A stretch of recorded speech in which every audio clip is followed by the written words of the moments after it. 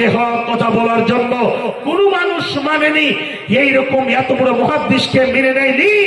সেই লোকটিকে এইরকম করে খাস করে বেইজ্জত করে, যে মতো গরু ছাগল কুকুর মরা কুকুর গরু ছাগলকে গলায় রশি দিয়ে টেনে নিয়ে বেড়া হয়, সেই মতো করে টেনে নিয়ে বেড়া হয়েছিল। কিন্তু বিন্দু পরিমাণ টাসকে মাছ হয়নি, বিন্দু পরিমাণ এদিক ওদিক হয়ে যায়নি। শেষের বেলায় জেল থেকে বের করে বলছে, শোনো, আজ থেকে কোরআন হাদিসের দাস দিতে পাবে না। যেরকম নজরবন্দি করে বাড়িতে ঢুকিয়ে রাখে, সেই মতো করে রাখা হলো। এই লোকের কথা এই জন্য আমি বলতে বাধ্য হলাম, ছোট কালে নিজে বিবেচনা করেছিলেন এই জাসুসি করা যাবে না। আর যখন পড়াশোনা করে এত বড় মুহাদ্দিস হলেন, শুনুন, দেখেন সেই জায়গাটা তো এত বড় পরীক্ষা হলো, আর এত বড় একটা ফতোয়া নিয়ে যে কোরআনটা মাখলুক না গায়র মাখলুক, এত বড় তার উপরে খাস করে জুলুম উৎপীড়ন আর এত বড় নির্যাতন, খাস করে আল্লাহু আকবার, কি বলবো, আল্লাহু আকবার। তো বাপজান আমার, শুনে রাখুন, এই জায়গাটাতে এই যে জাসুসি করা ভালো মানুষের কাজ নয়। আজকে দেখবেন অনেক বাপজান আমার নামাজ পড়ে, রোজা রাখে, কপালে ঘটটা পড়ে, লম্বা দাঁড়িয়ে, আল্লাহু আকবার, দেখে মনে হয় যে আল্লাহর ওয়ালি, কিন্তু তার ব্যাপারে যখন দেখা যাচ্ছে বা শুনতে পাওয়া যাচ্ছে, তখন দেখা গেল যে এই লোকটি একেবারে অনেক দুনিয়ার মহব্বতে পড়ে আছে, বা এই লোকটি এর মধ্যে অনেক গুণ আছে, যে গুণগুলো সব থেকে জঘন্য গুণ, সব থেকে খারাপ গুণ। ভাবছেন আমার, এগুলো জিনিস থেকে আপনাদেরকে সতর্ক হতে হবে। এই যতগুলো জিনিস খারাপ জিনিস আছে, এই জাসুসি করা, এক অপরের খারাপ ধারণা রাখা, এক অপরের ইজ্জতকে নিয়ে ছিনিমিনি খেলা। একটা লোক ভালো শিক্ষিত হয়ে গ্রামে এসেছে, ওই লোকটির ইজ্জতকে মাটিতে মিশিয়ে দেওয়ার জন্য, ওই লোকটিকে বেজ্জত করার জন্য, এই লোকটির ইজ্জতকে কাজ করে গ্রাম থেকে উঠিয়ে দেওয়ার জন্য এতগুলো যে আপনি কাজ করতে লাগলেন, একটা লোকের পিছনে পড়ে গেলেন, এগুলো কাজ করা ভালো মানুষের কাজ নয়, এগুলো হচ্ছে জঘন্য মানুষের কাজ।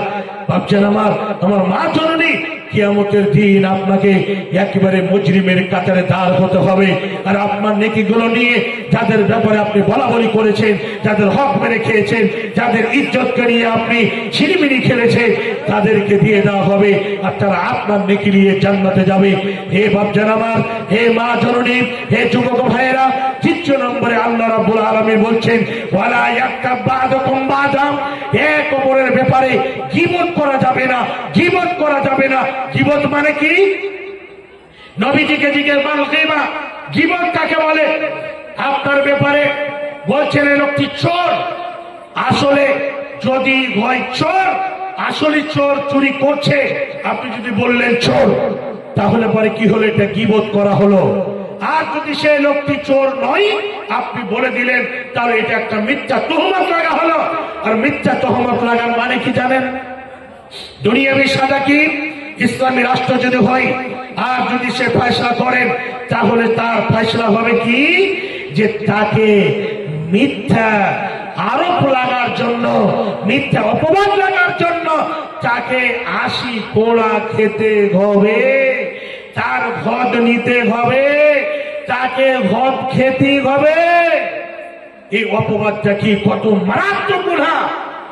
অপবাদ কখনো কারো উপরে লাগাবেন না, ছোট করে বলছি। আর কেউ যদি বলে আপনি ঠিক আছেন, কিন্তু লোক বলে বেড়াচ্ছে, আপনি সবুর করবেন। কেমন করে? হাদিসটা খুলবেন, পেয়ে যাবেন। কি? হযরতে মা আয়েশা সিদ্দিকা রাদিয়াল্লাহু তাআলা আনহা, তার হার হারিয়ে গিয়েছিল, লম্বা ঘটনা আপনারা জানেন। এরকম অবস্থায় নবীজি চলে এসেছেন, মনে হচ্ছে যে হয়তো আছে, কিন্তু ছাড়া পড়ে গিয়েছিলেন। শেষের বেলায় একজন সাহাবী সাফওয়ান বিন মুআত্তাল, উনি সঙ্গে আসছে, আয়েশাকে সুন্দর করে বাড়ি পর্যন্ত পৌঁছে দিলেন। শুনে রাখুন, এই শয়তানেরা, দুষ্টরা কি করেছিলেন? আয়েশার উপরে একটা মিথ্যা তহমত লাগানো হয়েছিল। কি মিথ্যা তহমত? বলছে অমুকের সঙ্গে আয়েশা জেনা করেছে। এই খবরটা ১ দিন ২ দিন করে, একটু একটু করে, আস্তে আস্তে এই খবর আস্তে আস্তে আয়েশার বাবার কানে গেল, আয়েশার মায়ের কানে গেল, বিশ্বনবী নবী মুহাম্মদুর রাসূলুল্লাহ সাল্লাল্লাহু আলাইহি ওয়াসাল্লামের কানে চলে গেল। শেষের বেলা একদিনের ঘটনা আয়েশাকে বলছে, আয়েশা, তার খালাম্মা বলছে, আয়েশা এইরকম ব্যাপারে তোমার উপরে একটা আরোপ আছে যে তুমি এরকম জেনা করেছো।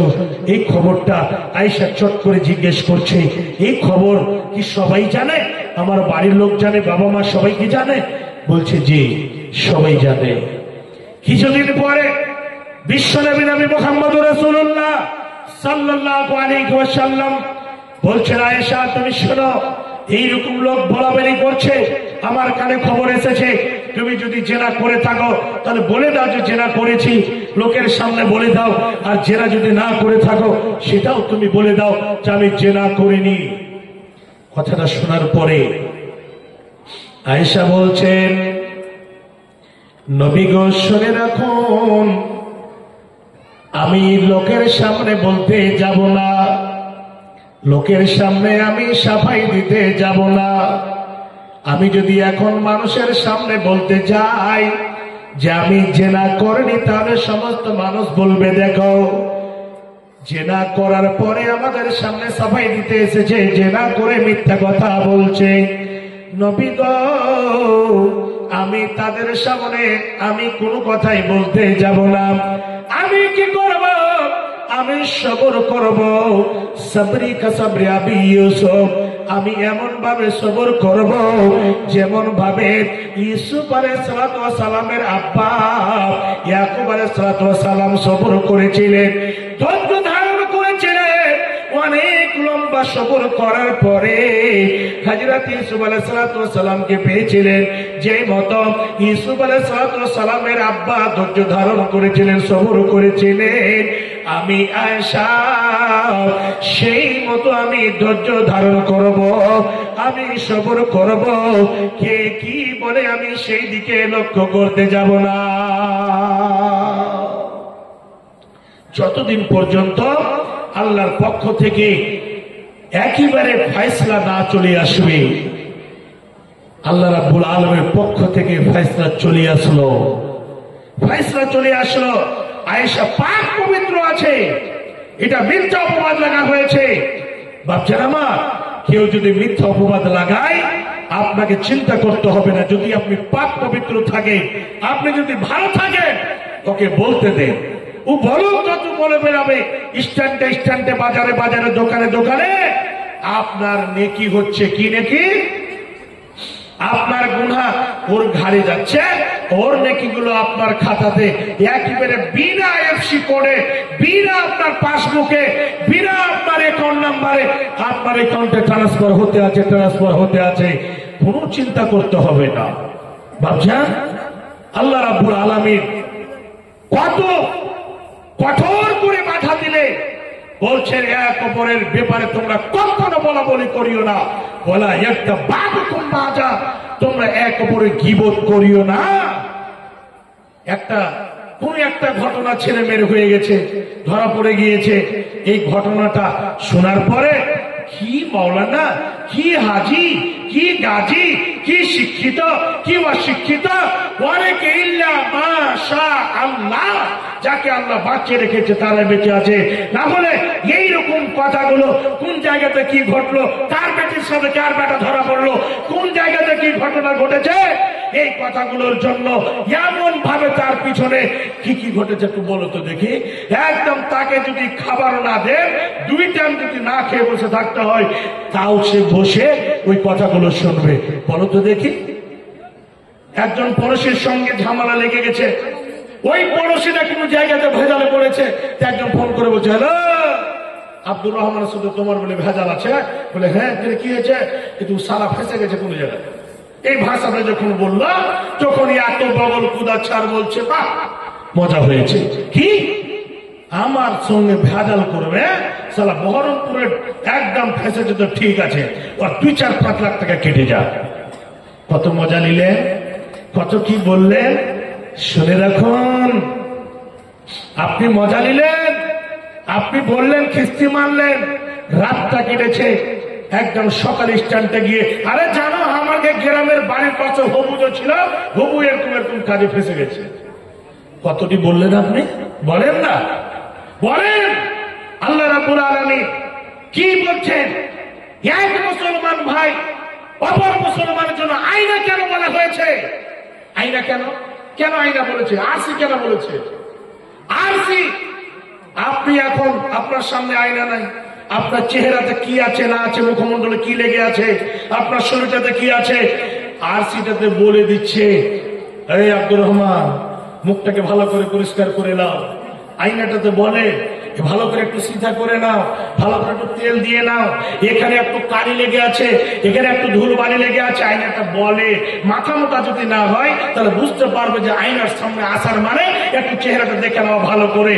এর মানে হলো এক মুসলমান অন্য মুসলমানের কোন কিছু যদি দেখে যে এরকম আছে, তাকে সুন্দর করে অন্য কারোর আঘাতে করে তাকে সুন্দর করে ডেকে বলা, ভাই এই জিনিসটা কিন্তু আপনার মধ্যে আমি দেখতে পাচ্ছি, এই জিনিসটা করা যাবে না, এই জিনিসটা কখনো করা যাবে না, করিয়েন না ভাই। আপনি সতর্ক করে, তা না করে একজন 5 ওয়াক্তের নামাজি মানুষ, একজন এরকম আল্লাহভীরু মানুষ, আপনি চায়ের দোকানে বসে গিয়ে আপনি নেকিগুলোকে নষ্ট কেন করছেন? আপনি কেন কিয়ামতের দিন মুজরিমের কাতারে দাঁড় হবেন? কেন দাঁড় হবেন? শুনে রাখুন, আপনাকে যদি এখনই সামনে বলা হয় আপনার এক নিজস্ব ভাই, একই মায়ের পেটের ভাই মরে আছে, মৃত্যু দেহ পড়ে আছে, ওর শরীর থেকে মাংস কেটে আপনি খান তো পছন্দ করবেন? বলবেন যে খাওয়া যাবে? আল্লাহ রাব্বুল আলামিন বলছেন, আইয়ুহিব্বু আহাদুকুম আন ইয়াকুলা লাহমা আখিহি মাইতা। তোমরা যদি গীবত করাকে পছন্দ করো, তোমরা যদি এক অপর মুসলমানের কথাকে বলাকে পছন্দ করো, তোমরা যদি এক অপরের কথাকে এখানে ওখানে লাগালাগিকে পছন্দ করো, তাহলে কি পছন্দ করো যে একজন নিজস্ব ভাইয়ের, মৃত্যু ভাইয়ের শরীর থেকে মাংসকে কেটে কেটে খাবে? কখনো পছন্দ করবেন না। কি করবেন? ফাকারে হিতুমুহু, তাকে অপছন্দ করবেন, তাকে বলবেন না না না না খাওয়া যাবে না। এর মানে হলো মোটামুটি একেবারে সরাসরি তর্জমা এটাই হলো, একজন মুসলমান ভাইয়ের গীবত করা মানে নিজের ভাইয়ের শরীরের মাংসকে কেটে খাওয়া, মৃত্যু ভাইয়ের মাংসকে কেটে খাওয়া। এই দুনিয়াতে এতে তো আপনি মৃত্যু ভাইয়ের মাংসকে খেতে আছেন, চাবাতে আছে। বাচ্চান, সতর্ক হয়ে যান। আল্লাহ রাব্বুল আলামিন কি বললেন? তারপরে বলছে ওয়াত্তাকুল্লাহ, আল্লাহকে দেখে ভয় করো। ভয় মানে কি? ভয় থাকতে গেলে চিরিম টানবে না, ভয় থাকতে গেলে গীবতের আড্ডায় বসবে না, ভয় থাকতে গেলে জমি দাবাবে না, ভয় থাকতে গেলে আলকে কেটে কেটে কেটে কেটে কেটে কেটে কেটে শুরু করে দিয়ে আবার 2 হাত জমি দেবে গেল 5 বছরের মাথায়, এটা করবে না। আল্লাহকে ভয় থাকতে গেলে 25শে ডিসেম্বর ক্রিসমাস ডে মানাবে না ইহুদি খ্রিস্টান বাচ্চার মতো। আল্লাহকে দেখে ভয় থাকতে গেলে একেবারে হক মেরে খাবে না। আল্লাহকে দেখে ভয় করতে গেলে একেবারে ভয় যদি আল্লাহ থাকে, এটাই যদি অন্তরে থাকে, তাহলে পরে কখনো খারাপ কাজে সেই যাবে না। সব সময় আল্লাহকে ভয় রেখে একটা কদম যে ফেলবে আগাদিকে, এক কদম আগে বাড়াবে, আল্লাহকে ভয় রেখে বাড়াবে, খাবে, মুখে খাদ্যটা উঠিয়ে দেবে, আল্লাহকে দেখে ভয় রাখবে। এই খাদ্যটা হালাল না হারাম, এই খাদ্যটা বৈধ না অবৈধ, এই যে টাকাটা আমার আসল পকেটে, এটা বৈধ না অবৈধ। আল্লাহকে ভয় যদি রাখে, কখনো তার জন্য খারাপ কাজ সম্ভব নয়, সম্ভব নয়, একেবারে অসম্ভব। বাচ্চারা আমার, খাস করে আল্লাহ রাব্বুল আলামিন কত সুন্দর কথা বললেন। তারপরে আরেকটা কথা আপনাদের সামনে বলছি, গুনাহ হয়েছে, ভুল হয়েছে। আপনি বলবেন মৌলানা সাহেব, যাদের আমি হক মেরে খেয়েছি ওরা তো বেঁচে নাই। তো মুহাদ্দিসিনে কিরাম, মুফাক্কিরে কিরাম বলছেন যে তাদের নামে তিলে রাখতে হবে, ওদের নামে আপনাকে কি করতে হবে? দান করতে হবে। ওদের নামে আপনি খুঁজে পাবেন না বাংলাদেশের লোকের টাকা মেরে খেয়েছেন, না ভারতের লোকের টাকা মেরে খেয়েছেন, না কোন জায়গার টাকা মেরে খেয়েছেন। ওদের ব্যাপারে আপনাকেই করতে হবে, আর তওবা করে আল্লাহর কাছে ফিরে আসতে হবে। আল্লাহ রাব্বুল আলামিন মাফ করনে ওয়ালা, গফুরুর রহিম, তিনি মাফ করনে ওয়ালা, তিনি কত বড় দয়ালু। ভাবছেন আমার এগুলো জিনিস থেকে আপনাদেরকে সতর্ক থাকতে হবে। নামাজ পড়ে রোজা রেখে কিছুই লাভ দেবে না। ভাবছেন আমার খাস করে হুকুকুল্লাহ এই গুনহার মধ্যে, এই আল্লাহর হকের মধ্যে যদি কিছু একটু এদিক ওদিক হয়ে যায়, কমতি হয়ে যায়, কিছু যদি হয়ে যায়, তাহলে কিয়ামতের দিন আল্লাহ ক্ষমা করবেন, না হলে আল্লাহ আপনাকে আযাব দিবেন, সেটা আল্লাহর ব্যাপার। কিন্তু হুকুকুল ইবাদ এমন একটি গুনহা, হুকুকুল ইবাদ এমন একটি গুনহা যে জায়গা থেকে আপনি ছুটকারা পাবেন না। ভাবছেন খাস করে আল্লাহ রাব্বুল আলামিন দ্বিতীয় জায়গাতে কি বলছেন? ওয়াইলুল লিকুল্লি হুমাযাতিল লুমাযা, ওয়াইলুল লিকুল্লি হুমাযাতিল লুমাযা, ওই লোকদের জন্য ওয়াইল, খারাপ জঘন্য দাসা হবে যারা কি করে, কোন মানুষ এমন আছে সামনে বলে দেয়, কিছু মানুষ আছে পিছনে বলে। আল্লাহ বলছেন সামনে এবং পিছনে দুটোই বলা যাবে না। এইরকম হিসাবে তার ইজ্জতের ব্যাপারে এরকম ভাবে কিছুই কথা বলা যাবে না। খারাপ জঘন্য অপবাদ দিয়ে, খারাপ লাকাব দিয়ে, খারাপ জঘন্য নাম দিয়ে তাকে এই যে আজকে আমরা ডাকি, এগুলো করা যাবে না। এই